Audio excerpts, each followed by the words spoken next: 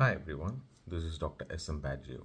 Today we are going to see about the functions of criticism at the present time by Matthew Arnold. In this, we are going to see about how he criticized and who is Matthew Arnold. Matthew Arnold was an English poet of Victorian era and cultural critic who worked as an inspector of schools. He was the son of Thomas Arnold, the celebrated headmaster of Rugby School. Arnold turned to criticism after having first tried his hand as poet. It has been said that as a poet he was a romantic, but as a critic he was a classicist. The functions of criticism at the present time was first published in the National Review in November 1864. In 1865, it was published as the first essay in the Essay in Criticism, first series. This essay was written with special reference to the social, religious, economic, and political conditions which prevailed during the Victorian age.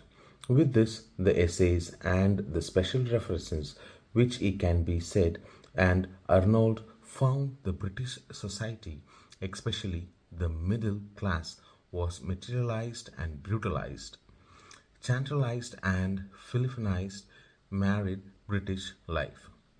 The rising middle class had no ideals and values at all. It was the mission of Arnold to civilize this class. He found cultural anarchy everywhere, and his purpose was to put an end to his anarchy through literary criticism. This was his main purpose. Arnold defines the criticism in literary how the functions can be used as present time. In this manner, he tells about how it can be classified, and also he tells the main functions how it can be used as the endeavor in all branches which can be used of knowledge, and the time of which theology and philosophy and history. This was the main thing which he focuses with art, science, and to see the objectives of which he can be used in itself is really how it can be. So the endeavor in all branches of knowledge, theology, philosophy, history, art, science, to see the object as it in itself is really is. So this how Arnold defines literary criticism, and with the present time, and which he admits the critical power may be of lower rank than the creative, but also he does not think how it can be really useful to the critical faculty by its many natural, and also it is how it is harmful. So in this manner, he defines how it can be really useful with the criticism that he admires, and also he admits the critical power of the lower rank that can be creative. And he does not think that the critical faculty by its very true nature is harmful. So this how he defines the criticism. The functions and significance of criticism is far reaching. So this how the creative activity exercised in the production of great works of literary and art is not possible at all times and in all echoes. So this is how he functions the criticism to create such conditions which are favorable of creation.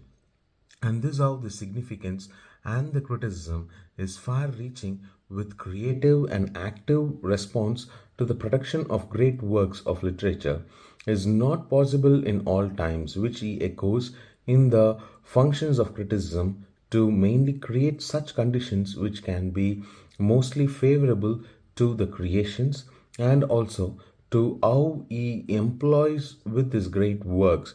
So this is how he creative actively exercised in production of the great works of literature. And it is not also possible with all times in all echoes that the functions of criticism is such a good conditions of favorable that how he explains with all the significance of criticism is also the far reach of criticism.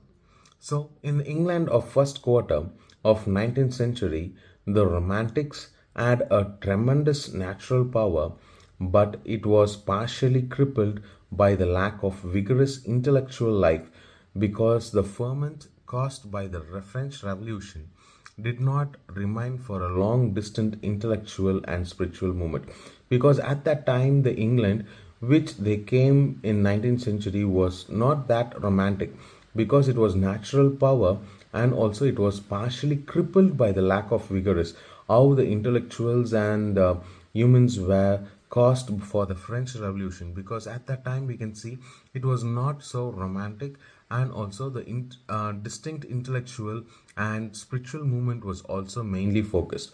So with this you can see how it has been tremendously partially crippled with the lack of vigorous, because there was so much of aggressions, and also it was not so intellectual life that they lived at the French Revolution, because they were totally disagree with intellectual and spiritual movement. With this you can see how the 19th century poets have been mainly criticized, and also with their natural powers which was crippled, and it was lack of vigorous intellectual life, because they had the fragment caused by the French Revolution, and it did not remain for a long time. So this how you can see it was mainly focused with these kind of intellectuals. So with this you can see the functions of criticism of Matthew Arnold was mainly focused at the present time, and it was mainly focused in the criticism. Thank you.